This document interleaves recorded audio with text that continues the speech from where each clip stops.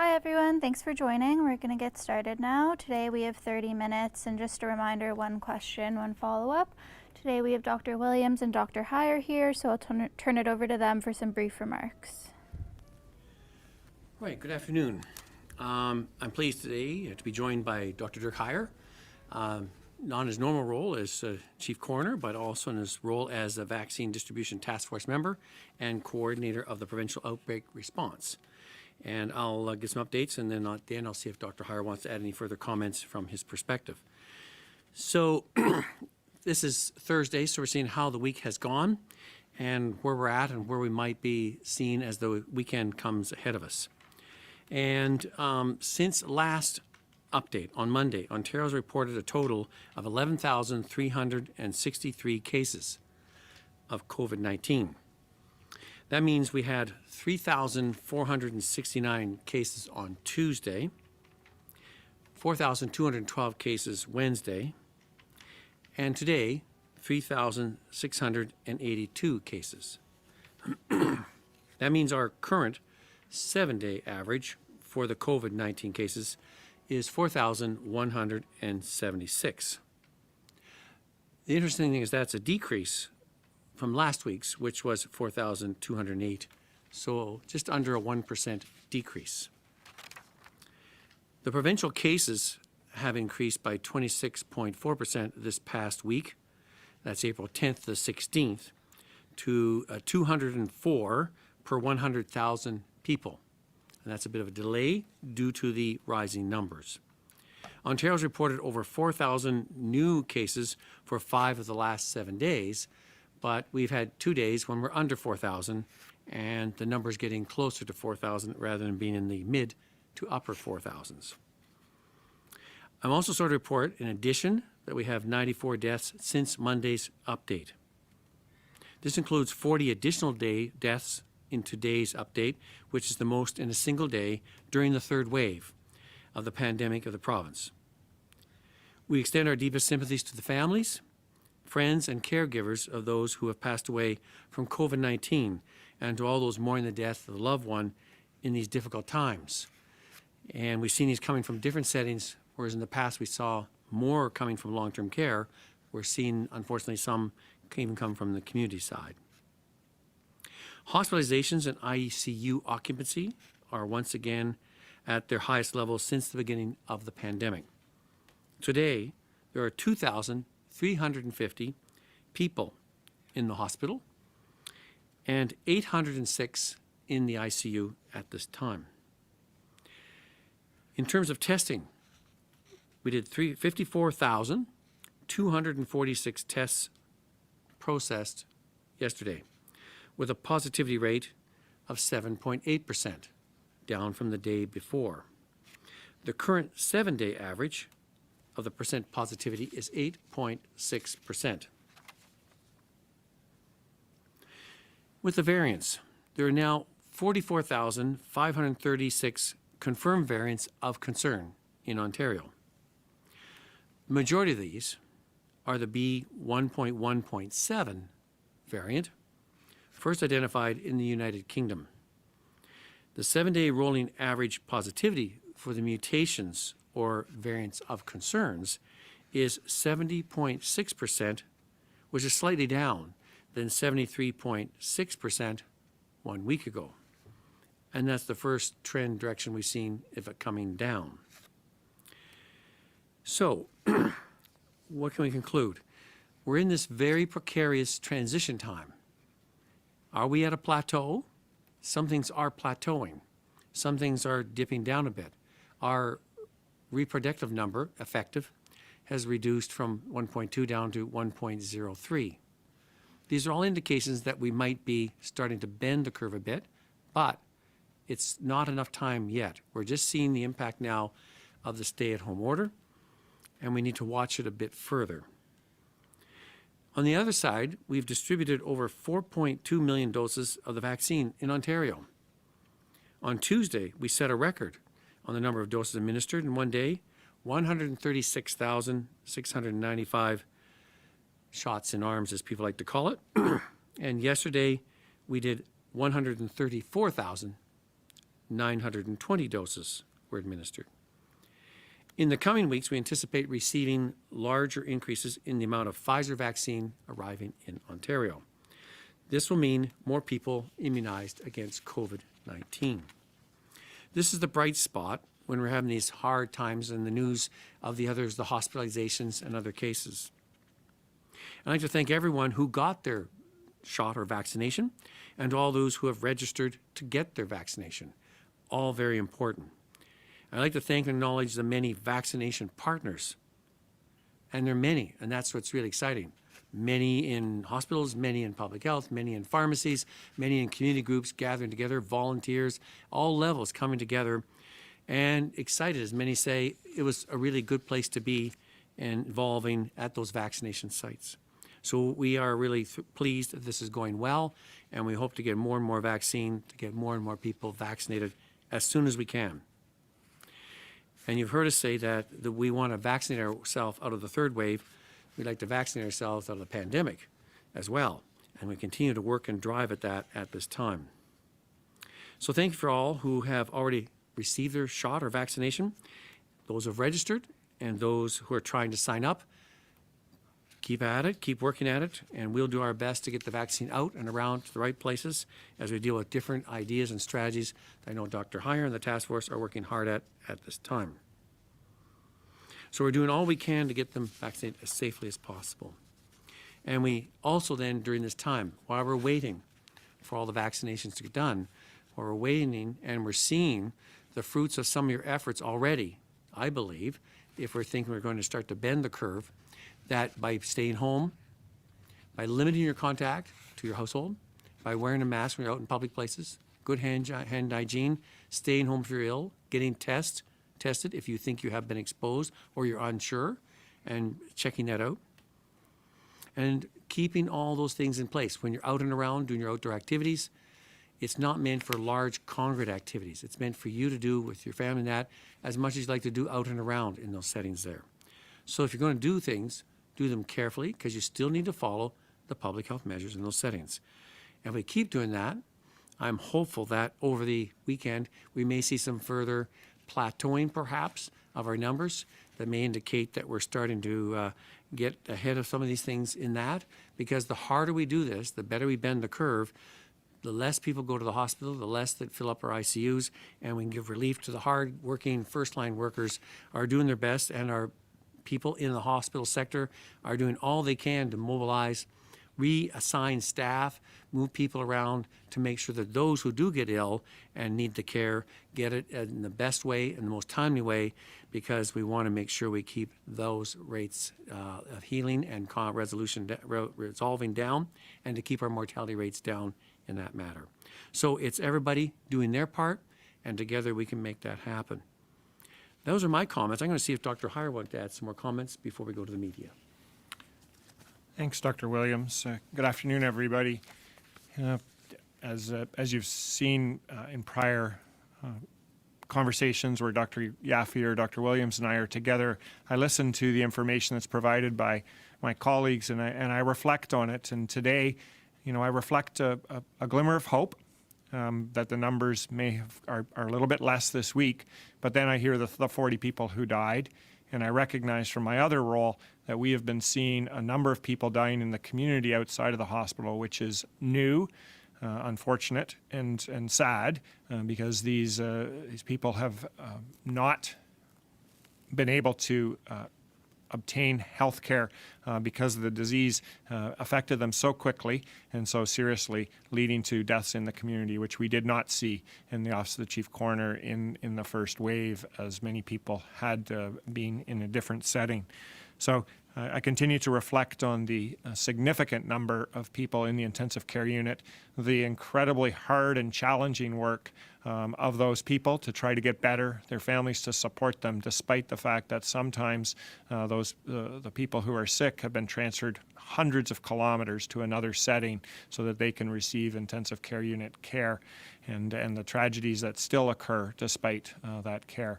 So numbers are still very high in the hospital. We're seeing the deaths.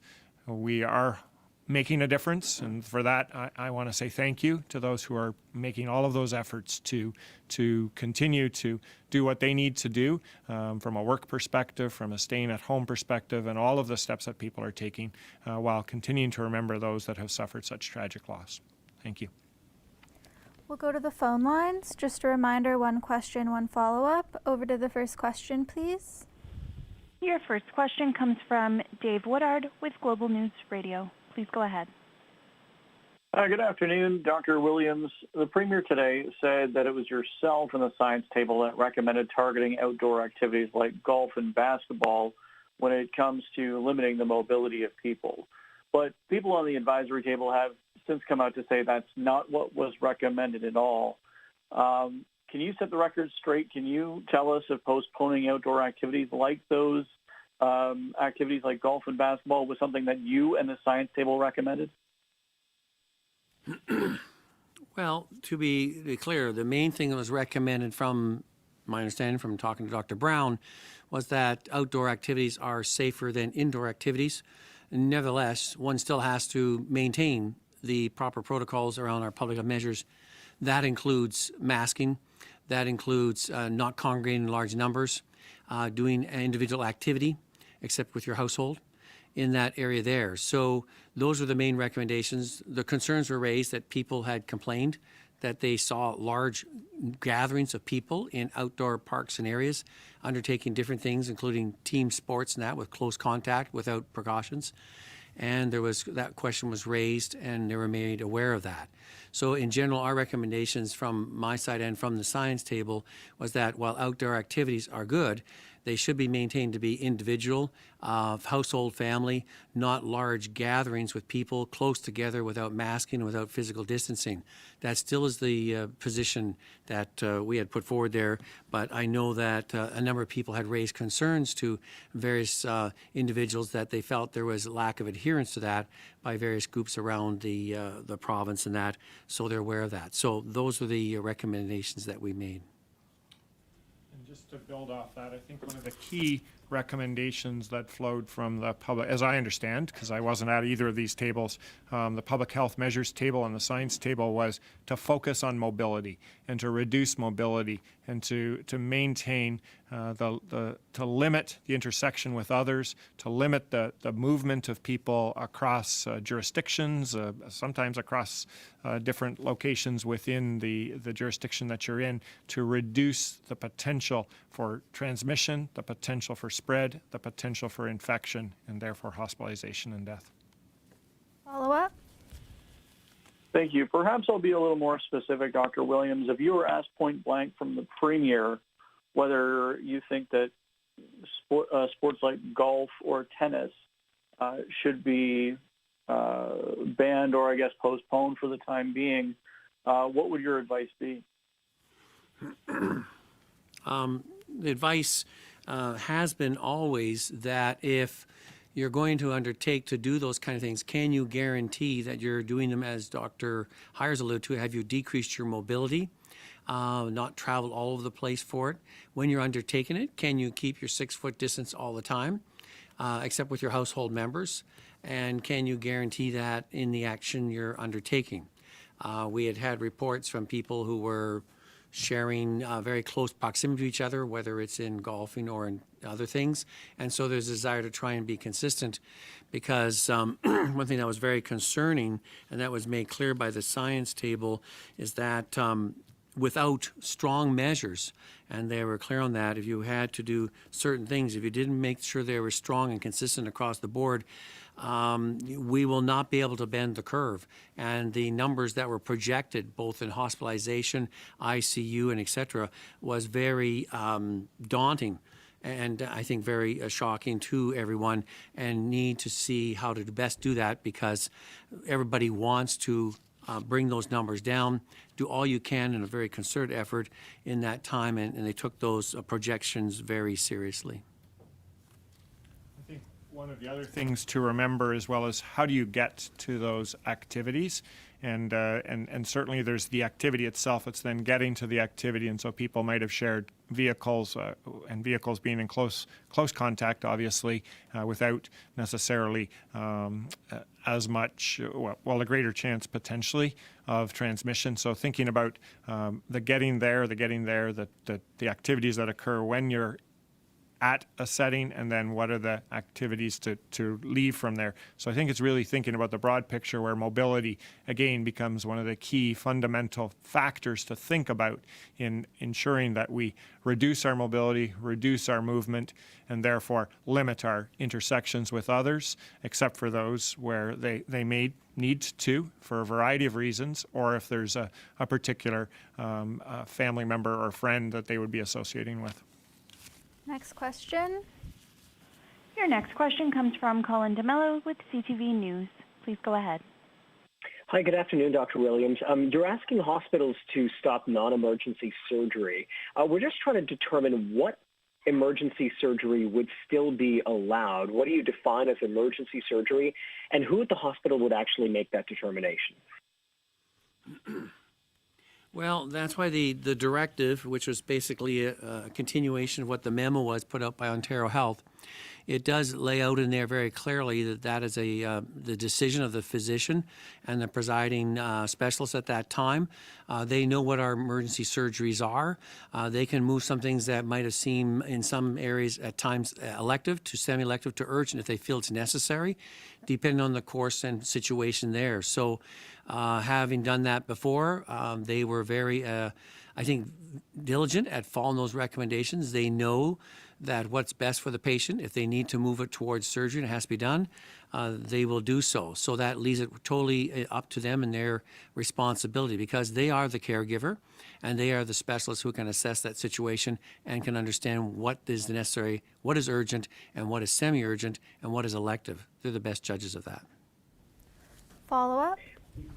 Thank you. Earlier this week, you were talking about the closure of non-essential workplaces, and it seemed like you were still kind of on the fence in terms of what should close or what should not close, and where we were going to go with that. Have you landed on whether non-essential businesses or workplaces should be closed, and is there a list that's coming soon or a decision that's going to be made soon above and beyond what Toronto and Peel have already done?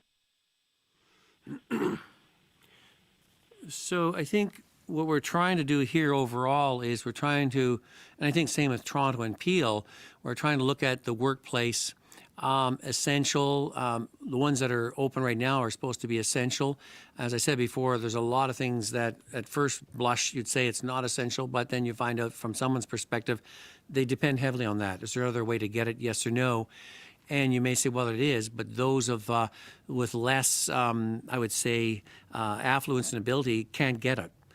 And so it may actually marginalize that even further. But I think what we're trying to do there is to say, if you have cases in a workplace, if there are cases there, is it transmitting in the workplace? How do you protect those workers that are on that? Already the Ministry of Labour has been in with recommendations. They have given out many notices and orders. They've done some actually restrictions and aspects there. We would like more of that undertaken, and they said they're going to look at aspects how to do that. At the same time, we would really like to get those ones vaccinated if we could, and we're trying to understand how we might do that in our hotspots especially. And I think that is consistent with what we're hearing from our experts recommending to us. You know, Dr. Heyer and the team with the vaccine task force are looking at that and how one might undertake that to ensure that the workers get the best protection they can, because they're the ones that sometimes are putting the stuff together, that the food on the table and other things that are in the public's mind is very essential and critical. But they should not do it in such a way that their health is compromised, they or and their families. So we're trying to look at how to do that in a comprehensive way to not only just have them closed, but how do we get them protected and make sure they stay healthy on the job and off the job. Next question. Your next question comes from Randy Rath with CHCH-TV. Please go ahead. Yeah, hi. Thanks for taking my question. Dr. Heyer, if you could explain a little bit more about these deaths in the community that you say you find very concerning. What variant of concern is causing these deaths? How long is it taking from the onset of the disease to death? If you could just give us some more information on that, please. Don't have a comprehensive review of all of those at this point. We're still trying to understand and evaluate. What I can tell you is the numbers have been certainly elevated in the range of approximately 2 per day over the past 2 weeks. And that is in excess of anything that we saw during Wave 1 and over Wave 2 as well.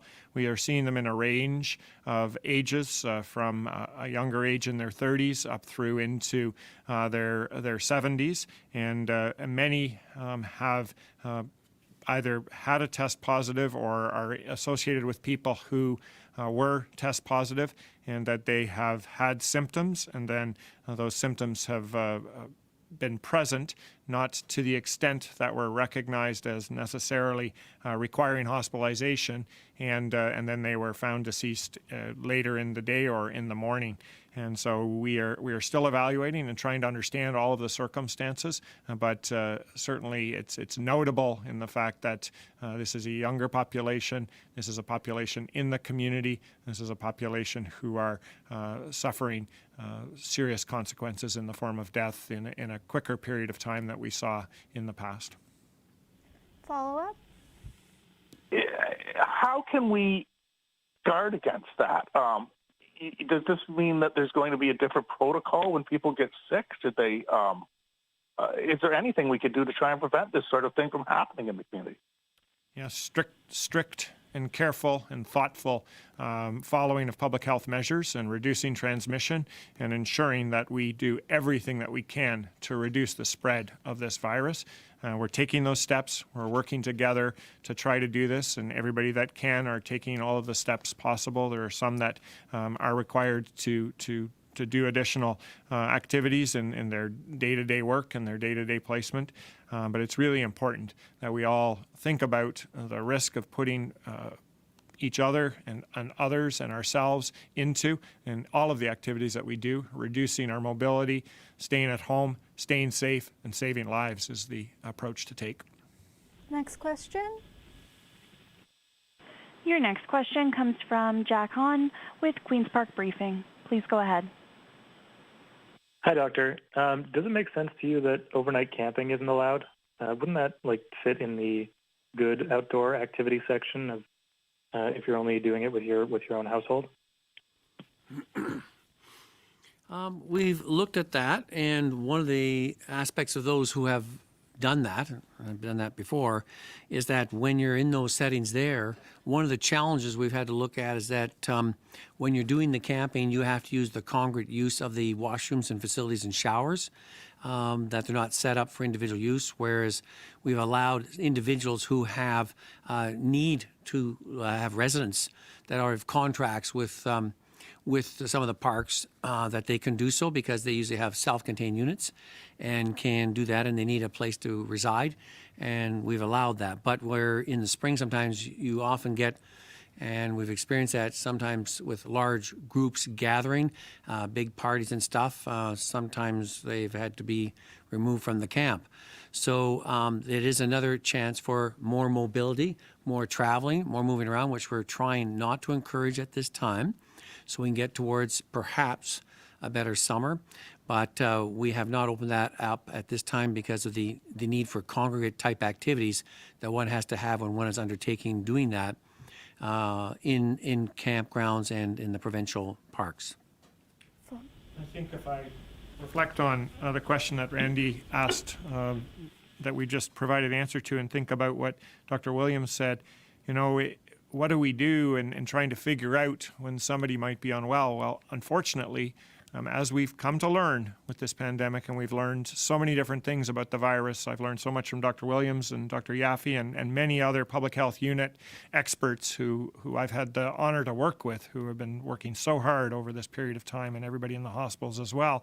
We've learned that asymptomatic people, or people don't recognize the symptoms, especially those in the younger set, may have the virus and not recognize that. And so again, speaking about mobility, and so going to those camp facilities, not so much about the individual family in their particular camp area. It's the intersections that they may make, not recognizing that they may be ill and that they may be transmitting from one area of the province to another.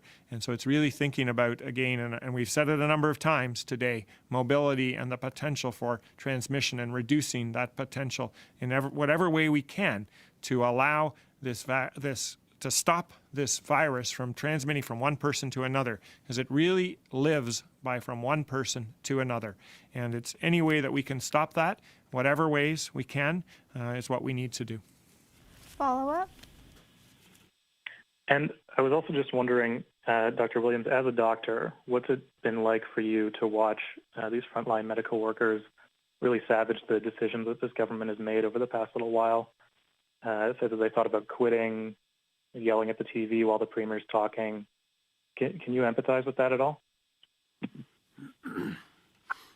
Well, having been in the past in hospital practice, not right at this time, the stress and tensions are immense. And it's one thing if it's for a period of time, like a few hours. If it goes into longer hours, it goes into extended hours, it goes day after day. It goes into not a 4-day week with 12-hour shifts. It goes into 5 days, 7-day. It gets exhausting, and it becomes very emotionally traumatizing, especially seeing more and more very younger people coming in. And this is really disturbing, and everybody gets very frustrated. We just like to just make it end, and we would all like to make it end in there. And that's why we're working hard to see what other resources we can put in to assist them in that, to try and alleviate the other aspects of the workload as best as possible, knowing that there's a backlog if we cancel elective surgeries. At the same time, it frees up more staff to assist, to give those people a break, to try and help them, because it's not going to go away as they see it in the next day or so. They only see it getting bigger each day. And of course, I can understand and sympathize with their frustration. And it's been not only this wave, they did that in the second wave, and some were very much involved in the first wave. So this has been going on for a full year, now year and a half. And people are getting tired, people are getting worn out, people are getting frustrated and perplexed in the whole situation. We had hoped that the vaccine would have been out sooner, and we got a number of delays that would have given some alleviation. At least we're working hard to get our healthcare workers vaccinated, because that was a major area of stress for many. We'd still like to continue that process to complete it. But we're trying to do whatever we can to try and ease off that tension and pressure. That we thank all the ones that are stepping up again and again and again to do not only what they believe in, but they have a great passion for and a great compassion for their patients and for each other in this fight against the pandemic. So I can understand that frustration, and I've felt that at different times myself. In there, when you're involved in that, in the heat of the action, when the heat just continues and continues and continues. And that's challenging. And that's why we want everyone, because it's all our part to relieve that load. If people are doing everything they need to do, then there's no cases. It's communicable. That's what it is. It passes from person to person. If everybody was very careful with that and we drop the numbers down, the ICU cases go down. The pressure goes down on the healthcare system. The pressure goes down on these people who are very frustrated and can't see and say, not another one and another one and another one. Sometimes 2 or 3 new ones every shift. That is a huge frustration and very demoralizing to the staff to see that.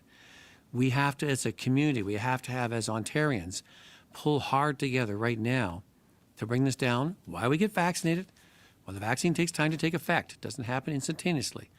So we all have to do our part in this, because while they have the frustration of dealing with it, we have the challenge to bring it down and whatever we can on the outside. So we're all in that. I know the public are saying, here we go, another wave. We're getting tired. We're getting fatigued. But now's not the time to give way on that and to just be casual. Now's the time to really focus, because I said there's some indications that we're turning. Some. I'd like to see that really evidenced in the next 2 weeks. So we got to do our part to help them as best we can. Last question.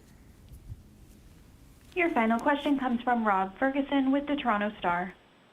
Please go ahead. Hello, doctors. Like Randy, I would like to dig in a bit more to this, the problem with people dying at home. I'm assuming these their families are calling ambulance or something like that. But is the main problem here that people aren't recognizing symptoms are serious enough soon enough? How did we get here, and were there any of these cases in the previous two waves, or is this only something we're seeing now? Rob, thanks for the question. I mean, getting as granular as that is difficult because these are all cases that are just coming to our attention now. It's something that I felt was important for people to understand the seriousness of what we're dealing with. And these are not people that ambulances have been called because they've been deteriorating. Many of these people were found deceased. The symptoms, when I've read through the information of the significance of the symptoms, these were people that weren't necessarily appearing based upon their symptoms to be needing to go to hospital or an ambulance to be called. So it's not that people were ignoring symptoms from what I've read in them. I need to drill down a little bit deeper, but these are people who did have stable condition and then deteriorated very quickly to their unfortunate deaths. So I think it amplifies and recognizes the importance of what we need to do to ensure that we reduce the potential for people having infections. I go back to what Dr. Williams was answering, the difficulty of the healthcare system. We want to ensure that everybody is provided the best opportunity to not have to suffer and not have to enter into the healthcare system. Follow up, and this is the last question. Thanks for that, Dr. Heyer. And one for Dr. Williams. Just looking at the last couple months or so, I know you thought, and because I've asked about this before, and you've answered that you thought it was justified at this time. But in retrospect, now, was it a bad idea mid-March-ish to loosen the restrictions on indoor dining outside the lockdown zones, and loosen some other restrictions, and then a week later open the patios in a lockdown zone? Is that what caused things to cases and variants to ramp up, or was it something else, perhaps? I think, one thing we've learned is that as we saw the variants coming in January or in December, some of the projections, even as we learned more and more about the rapidity of spread, we found out more about how it affects the higher rate of hospitalization, higher rate of ICU admission, higher rate of deaths, and earlier onset of signs and symptoms. In March, when we were looking at some aspects there coming out of the second wave, there was a sense that the public were looking for some changes. We took the recommendations that with the outdoor dining, that outdoor was safe and we could do outdoor if people would follow the rules and recommendations. Indoor was with household, if you remember, and that's with only 4 to a table in different settings. So we still had a sense that household was safe in that area there, saying to the public, if we give you this kind of latitude, will you adhere to the other ones? Will you continue to mask? Will you continue to distance? Will you stay with your household and that? And unfortunately, that didn't occur. We saw many examples of crowding in some of the outdoor settings. And again, that was challenging, and we had to come back down and restrict it yet again. So that was disappointing. Was that the only source? As we saw from the modelers, they were saying the way it moves and the way it's progressed in other countries, unless something is done in some areas there, we're going to see record numbers of 9,000 cases a day in there, unless you do something. And so we brought back in, we started moving people more into the higher zones as the numbers accrued, and we limited again and again, and finally got down to the emergency break. Then we went to the stay-at-home order. So we keep layering on more and more in there. The key is, if you're going to have strong public health measures, it's how strong do people adhere to them? And that's the critical part. And that's where we really need to have the public pulling together hard this time to do that and to make sure that we can do that. We can say all we want, but if people do not follow, if people ignore, and if people decide to be casual about it, there's a big mistake. And in the first and second wave, some age groups said, it's not really a big deal for us. As Dr. Heyer's been alluding to, and he's trying to say, now in this third wave, with our older age groups vaccinated as it's moving down, there are younger people that maybe they thought it was a benign issue before. It's not a benign issue. And many of our frontline healthcare workers are saying there's younger people coming into the emergency department not just feeling unwell, they're coming in critical condition already. And so this third wave, these new variants, it's a whole new picture, a whole new scene. That's why everybody has to pull together. And that's why some of those measures, while they might have made some difference, I don't think they make a lot of difference if people don't adhere to the public health measures, if people do not take precautions, if they do not mask and distance, all those things. If you do not follow those measures, they become weak and they don't have strength in it. It's the strength, it's what is we as people, what is we as citizens, knowing with each other, how we respect each other, care for each other, and we care for those frontline workers in the hospital setting, and to stop that flow of patients in there. We can do it. It's not meaning you have to do it forever. We're continuing to drive out the vaccines. We're continuing to get people vaccinated. We're trying to do it as fast as we can, supply permitting, and trying to get to the best places as quickly as we can with the most we can to try and bring this under control. So it's a race against time, but that means hold tight, do what you need to do. We can see some evidence it might be slowing. I said some evidence. I haven't got real proof of that yet. I want to be able to tell you more next week. And this is what the fruits of your actions are, your consistent handling of this personally, family-wise, and community together, pulling together to do the best we can to keep those institutions, such as our hospitals, and we hope someday our schools open again, because we have to do our part all the time, every time. So take care and be healthy and keep each other healthy. Thanks, everyone.